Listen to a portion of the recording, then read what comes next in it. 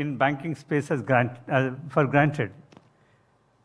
I'll just give you, before I get into my written speech, the kind of service expectations in the banking industry are not compared between SBI and other banks. It is between the banks and the e-commerce platforms. So the expectations of service quality and the speed of service is clearly defined by the players who are non-banking entities. So how do banks, which are complex organizations, adopt to these changing requirements of customer expectations is the largest challenge. It is not about, I think the crypto, fintechs will come later. The first and foremost challenge the banks currently face is how do you meet the rapidly changing customer expectations on the service front. I will give an example how these expectations are being shaped. We used to take maybe 3 days to open an account, maybe 20 years ago. We have reduced with a lot of technological adoption to 4 hours. And then we further fine-tuned. Before I tell you what is the time taken for account opening, we did a dipstick survey recently among the customers. What do they want when they go to the branch? A lot of people don't go to the branch, but those people who go to the branch, what is that they expect from the branch? Most of them said, the top of the heap was essentially a quick service. I said, then the question was that, do you know that SBI opens account in 20-25 minutes if you are using Aadhaar? And the response from the customers is that, why does it take 20 minutes to open an account? So the transition from people being happy opening a bank account at all to 3 days, to 4 hours, to 20 minutes. And even today, let me tell you, my son was in Europe for his studies. It takes 15 days to open an account in Europe, in many countries. But in 15 minutes in India is seen to be a delayed response. So this changing customer expectations are the big challenge for the banks. How do you manage them? The whole gamut of technology, digitalization, what we are focusing now is that how do you capture the attention of your customer and stay relevant and relevant for the times which they are expecting. So in this backdrop, let me just tell you what banking industry is doing in technology, and then a few questions we take after my speech. So it is a very interesting subject to talk about how India's banks, and in particular our public sector banks, must reimagine themselves as technology-led, innovation-driven enterprises if they are to remain relevant and competitive in the new Indian economy. Over the past few years, PSBs have been quietly scripting a remarkable turnaround. For some of you who have missed out on the numbers speak for themselves. In financial year 24-25, public sector banks posted a record net profit of 1.78 lakh crore, a 26% jump over the previous year. Net NPAs declined to a historical low of 0.52%, indicating sustained improvement in asset quality and risk management. And even as credit growth moderated in FY25, PSBs recorded a credit growth of 12.2% by deploying funds prudently and strategically. But perhaps the most transformative shift has been in the digital space. From leveraging analytics and AI to building customer-centric platforms, PSBs are moving rapidly to redefine their role in India's financial ecosystem. Initiatives like UPI and cloud computing have given them a strong foundation. Yet challenges remain, particularly legacy systems, processes, and the growing competition from nimble fintechs and private banks. Just to give you the kind of volumes public sector banks handle, of course, he did mention about SBI. From my own experience, let me tell you, on the UPI platform alone, SBI handles 180 million transactions every day. 180 million transactions every day.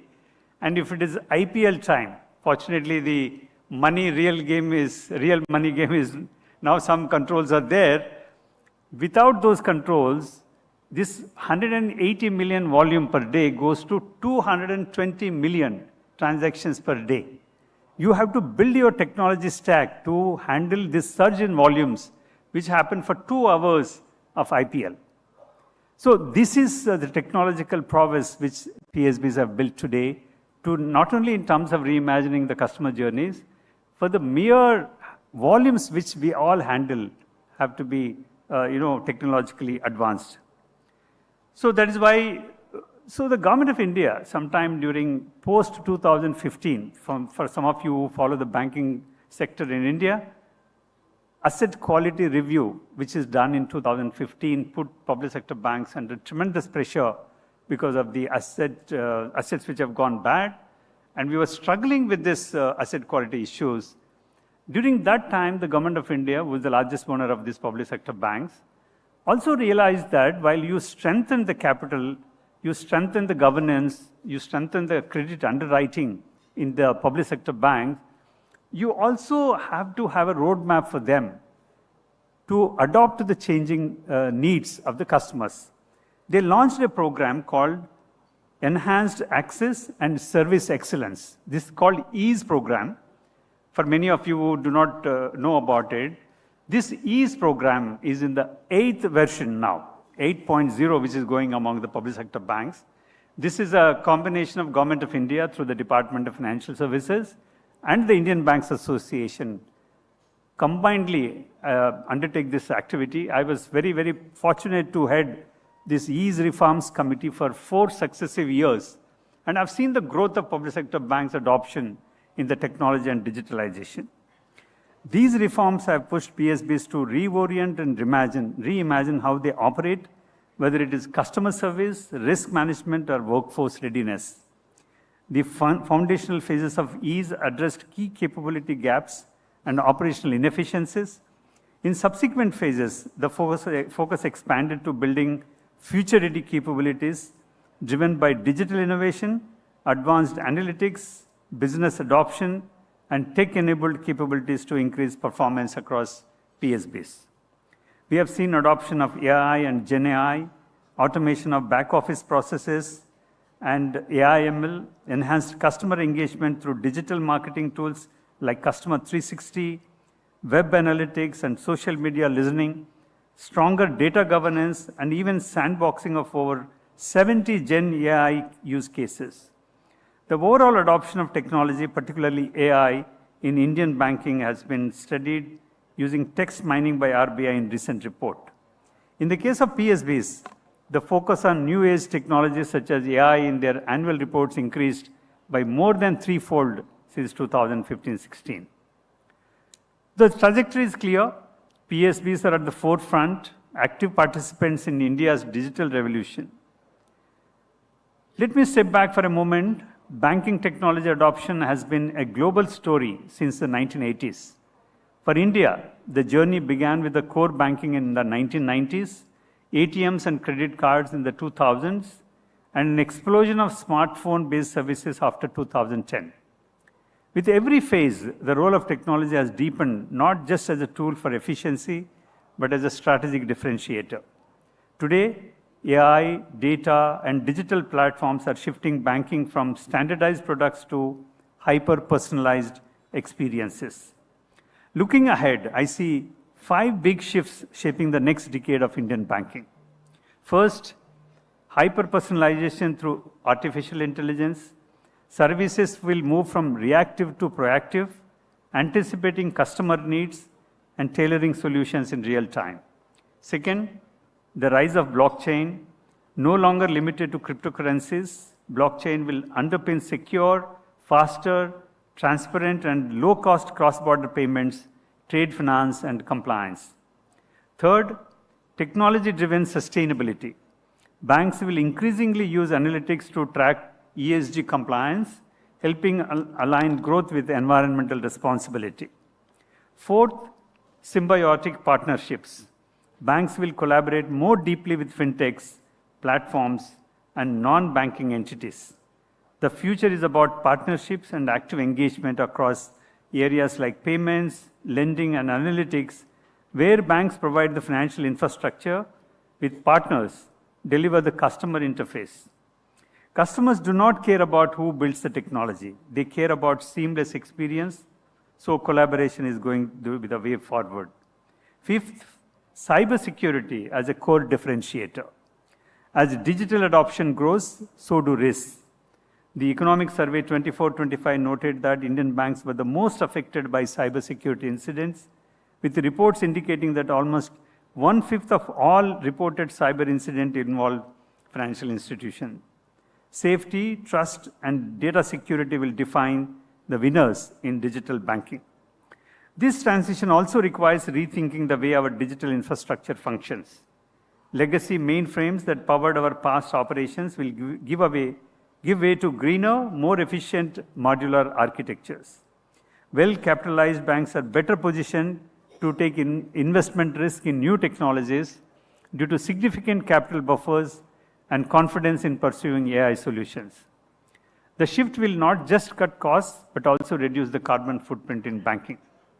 And yet, amid all this technology, one truth will remain. Banking is ultimately about customers' connect and trust. Algorithms cannot replace empathy. Codes cannot replicate human understanding.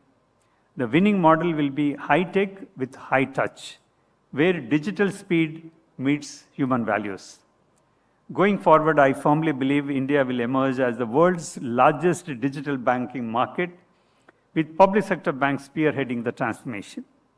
Their mission will not only be to deliver seamless financial services, but to stand as trusted partners in every Indian's journey of growth and prosperity.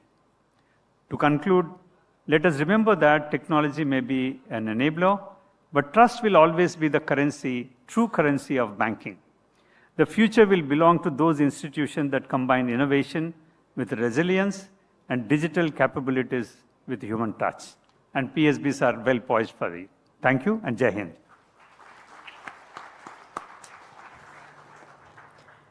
Thank you, sir. May I request Mr. Mukundan to kindly give his concluding remarks? No, we have some questions before that, sorry. You want to start with the tech question, Mukundan, then I'll get some macro and capital market questions.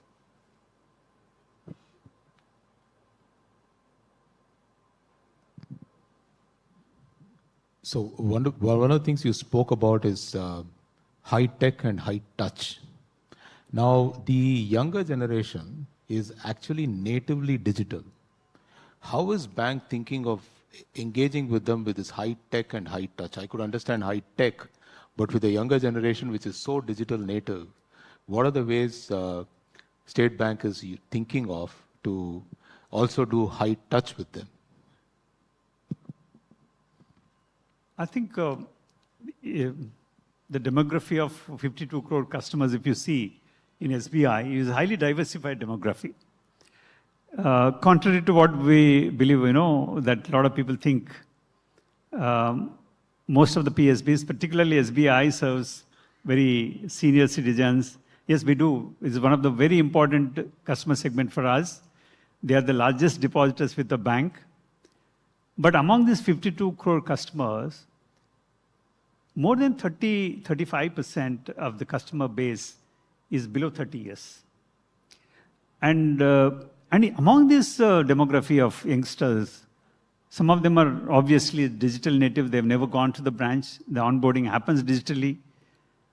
So the interfaces, when we talk about the human touch, not necessarily that it is a physical interface what we are talking about. Even in the digital context, how do you establish that empathy to them, with them? For instance, we are revisiting Yono completely, Yono 2.0. And there we have introduced one simple feature, which I believe that appeals to a lot of youngsters. People talk about carbon footprint, right? So we are giving an app within the app which measures every activity of the individual in terms of what is this carbon footprint, what is. So how do you create this kind of empathetic interfaces is also something which digitally we are working. But as you know, we have the largest physical presence in the country with 1.5 lakh touch points, branches, customer service points, and ATMs. Someday, even these digital natives, one time or the other, they go to these places, and that is where we want to create an experience for them. I had a follow-on point to this, which is to say that all the tech is changing everything, but you want your culture to be the same. What are you doing to protect that culture very deeply, even while technology changes? So the culture of the SBI is essentially the trust element that, of course, is taken on the face value. But we also are essentially, when you are, the footfall, even today, despite 98% of the transactions happening outside the branch network, we have about 4 million people visiting every day. 4 million branches alone. And these people, eventually the branches will get converted into a transaction-based branch network to an advisory network. And where, this experience, years of experience of dealing with the customers in the physical interfaces, I think will give a very good standing for banks like SBI to move from a transaction-oriented interactions to an advisory-oriented interactions. I think this is where we want to use the human touch predominantly. So while we have you here, I'll take the opportunity to even ask some macro questions, sir, because SBI represents India in a way. So can you share some light on just the differences in consumer behavior in rural versus urban India?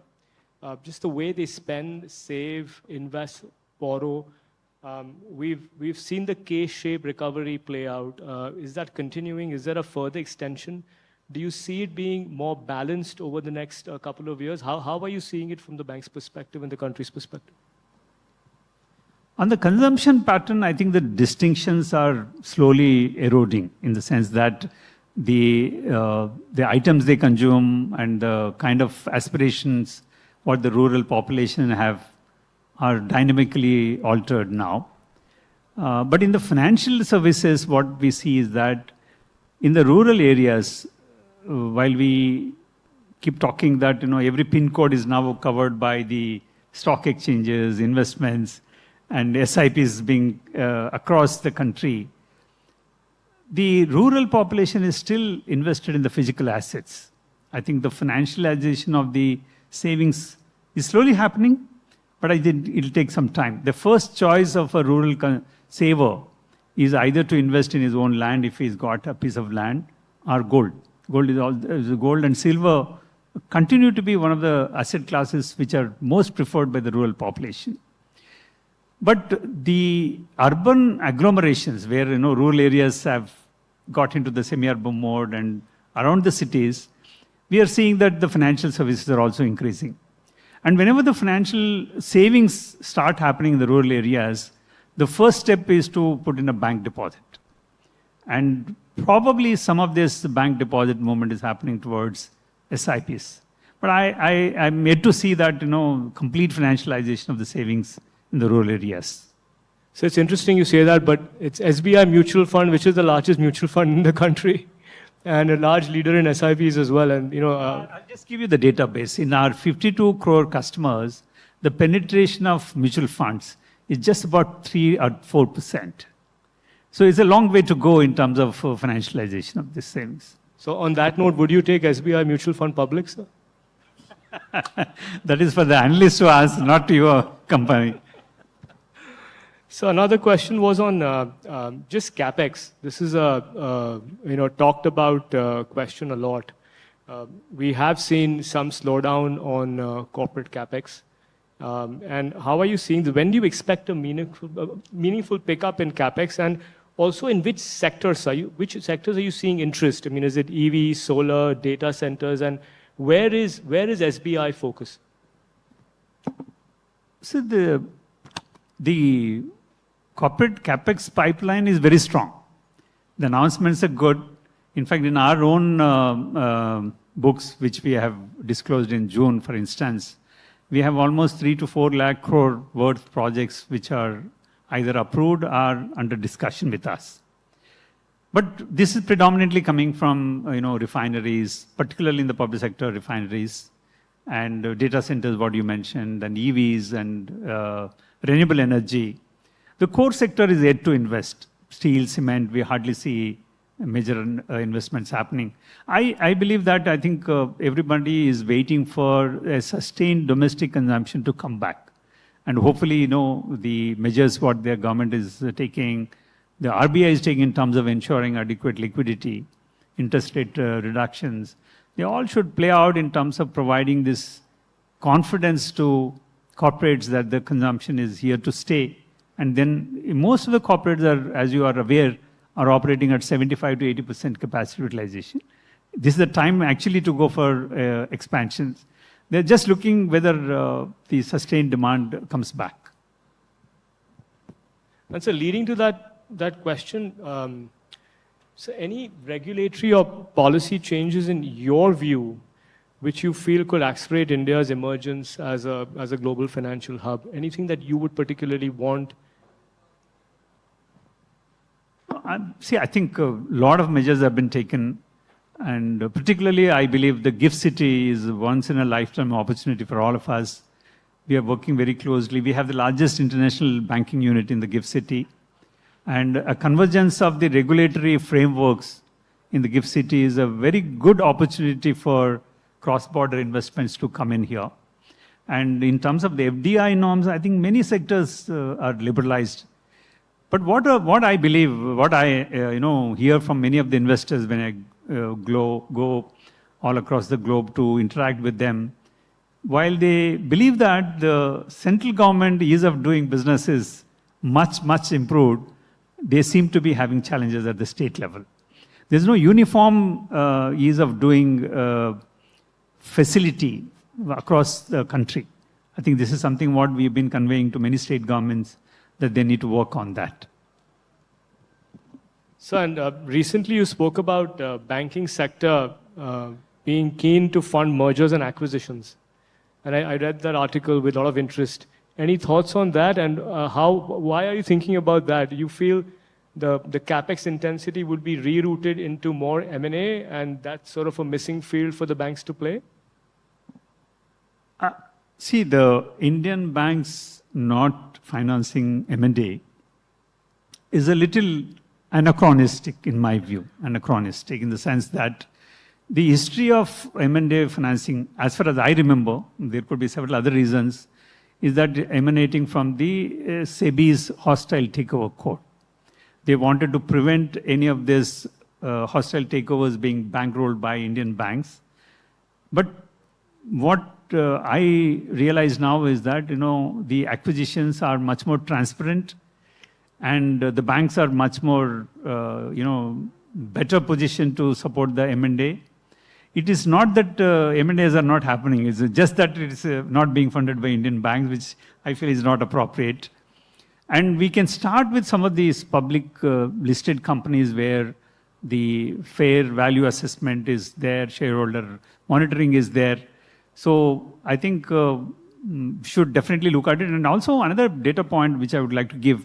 Today, while the banks are in a better position to fund the M&As, the corporate themselves are sitting in 15 lakh crore cash, which means that they would definitely look for an opportunity to acquire something, and which are a combination of equity and debt. So I think we are all in a position to fund that. The second point which I always use is, most of this funding happens cross-border, which means that you are actually increasing your external debt when you have your own ability to fund the transaction. Yeah, that's a great point. And also, it's not a level playing field, frankly, because most of this paper is bought by foreign banks internationally. Yeah.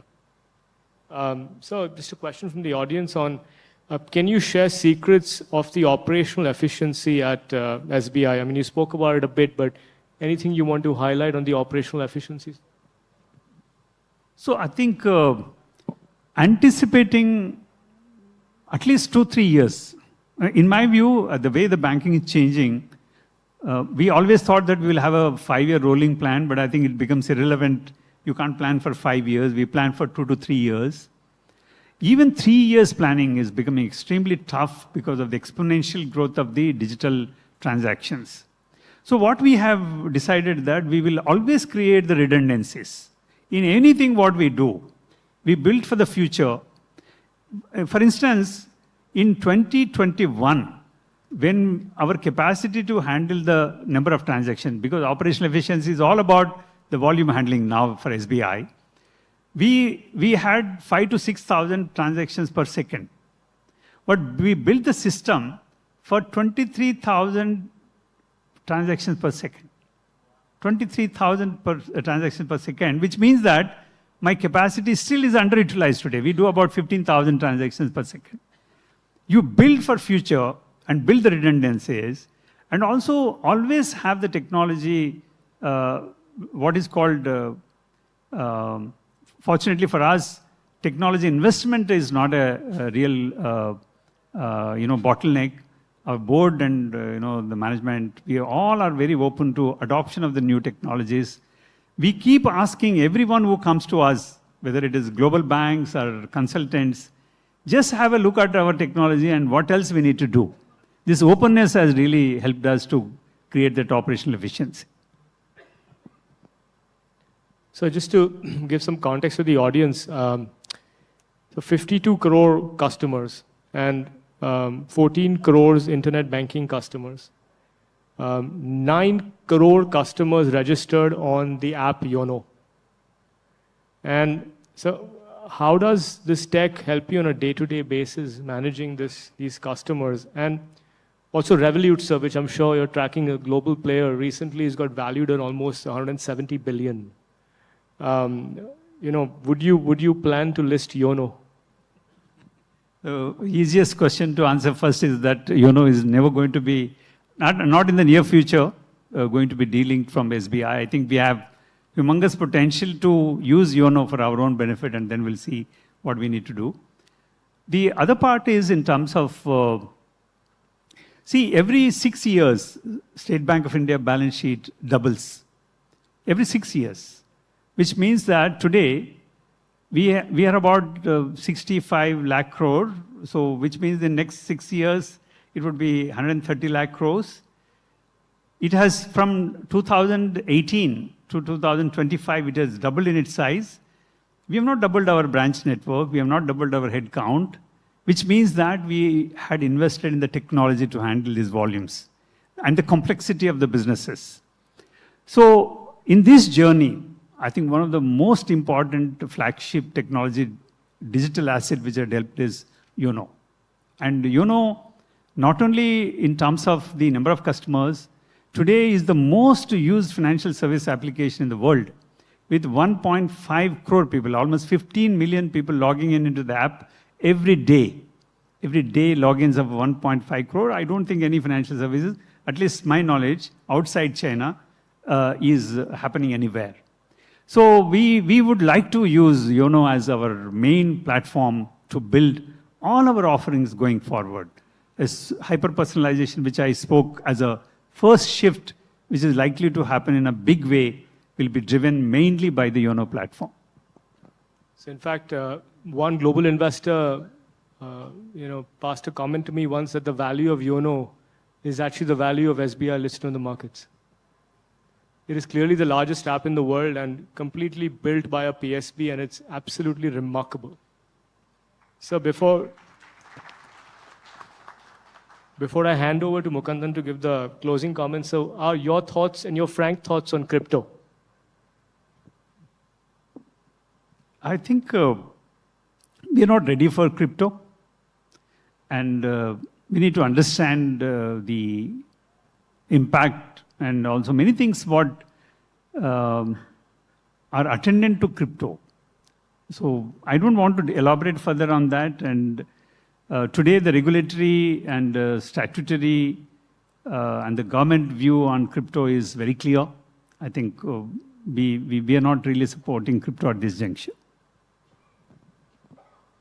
Mukundan, over to you.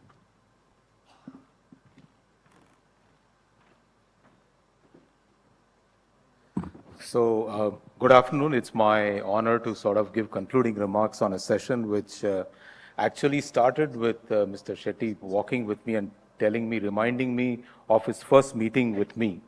And that tells you how humble he is. And humbleness comes from very basic principle that for him it always starts with the customer. In fact, he said, walking in, I was in your office, you are one of the customers I met. So I was taken aback by that comment coming from the biggest banker in India. So please put your hands together for someone who is so much rooted.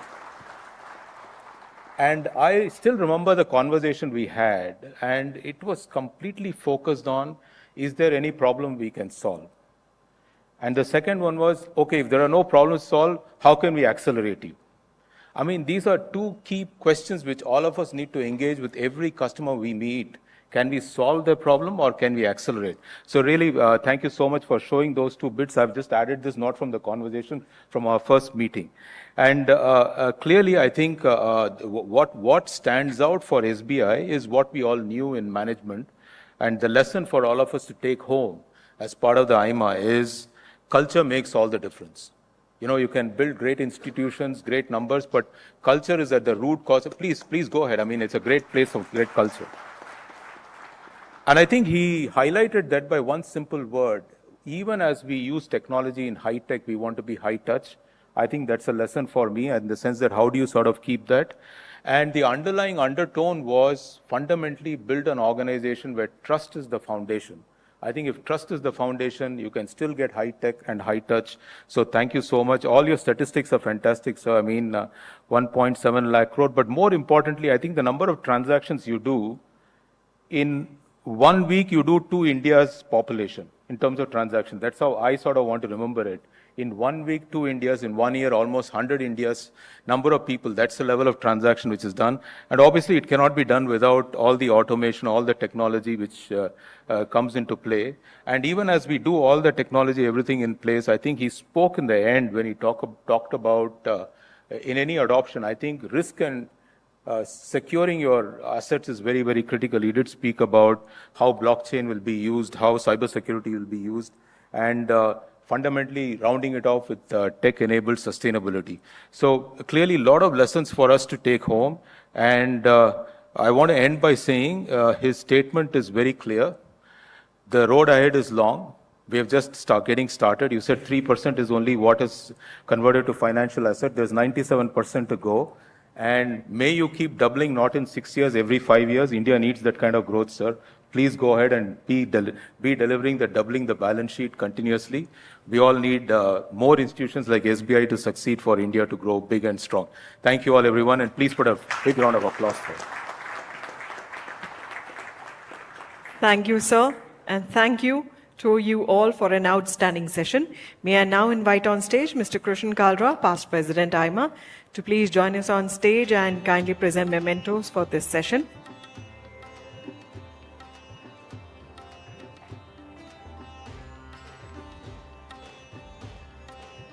We start by thanking our honored guest, Mr. Setty.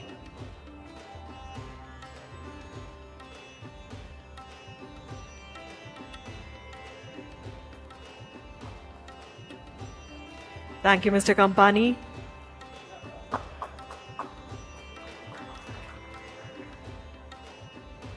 Thank you, Mr. Mukundan.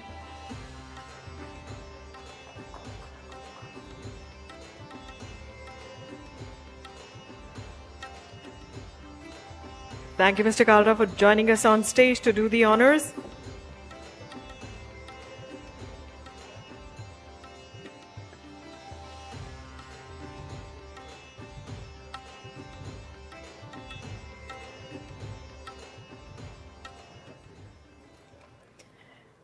We conclude this session here and moving on quickly to our next session. But before that, let me remind you all once again that question slips are available on your tables. So please do make use of them. Please kindly ask your questions through these slips and share it with AIMA's hall management team.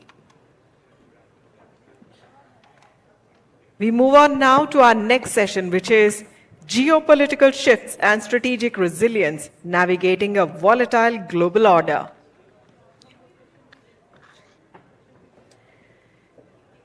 Ladies and gentlemen, with this session, we move on to the shifting dynamics of geopolitics.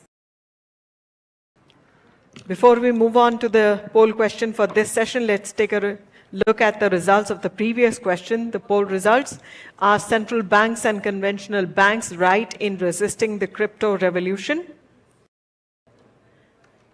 80% agree, 20% say no, and almost a very, very small percentage say they can't say. So once again, we invite you all to please kindly share your opinion. Let's take a look at the poll question for this session. Who will eventually win the war?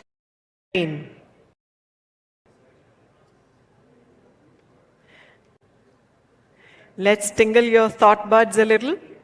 Please do participate. Let us know what you think. Whether you agree, you don't agree, or you can't say. Once again, who will eventually win the war in Ukraine?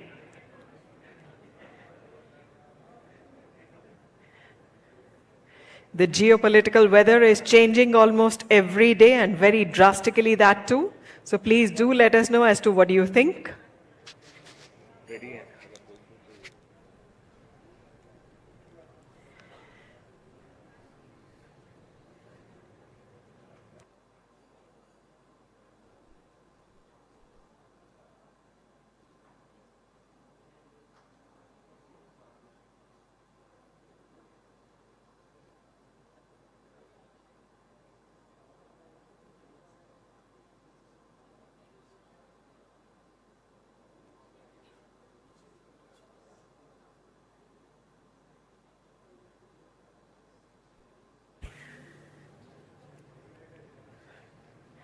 Ladies and gentlemen, we present to you a very, very scintillating conversation in this next session.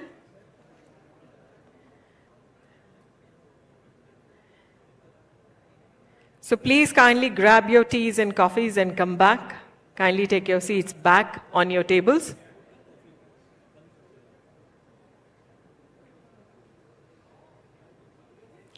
Please kindly take your seats as quickly as possible. We are ready to start our next session. Please kindly remain seated. This is not a break. Very quickly, if you could join us back on your tables.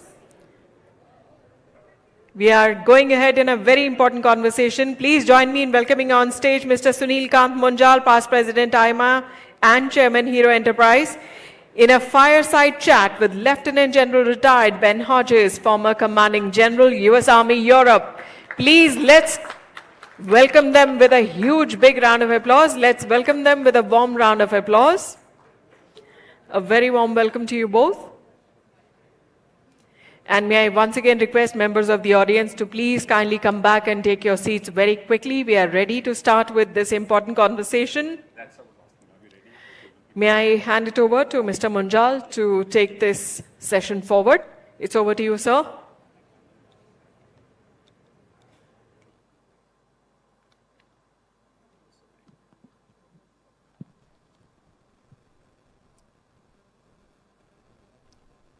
Good evening, ladies and gentlemen.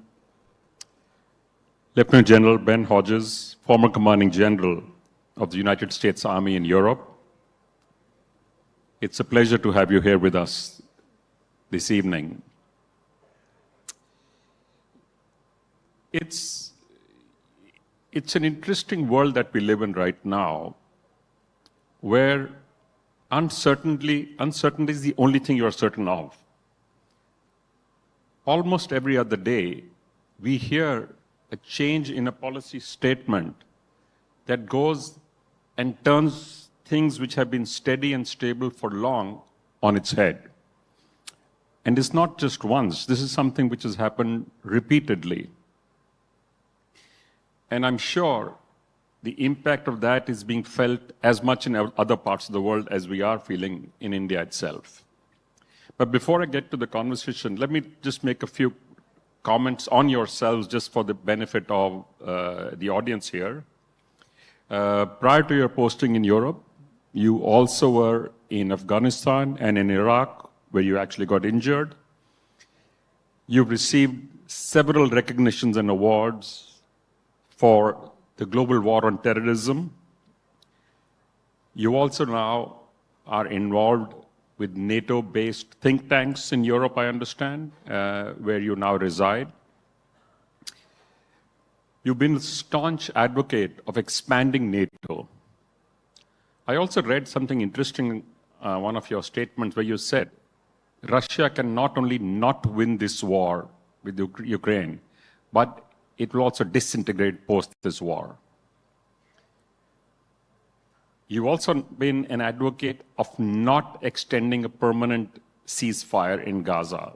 So I want to push you a little bit on these two as we go along in the conversation. Or why don't we start actually?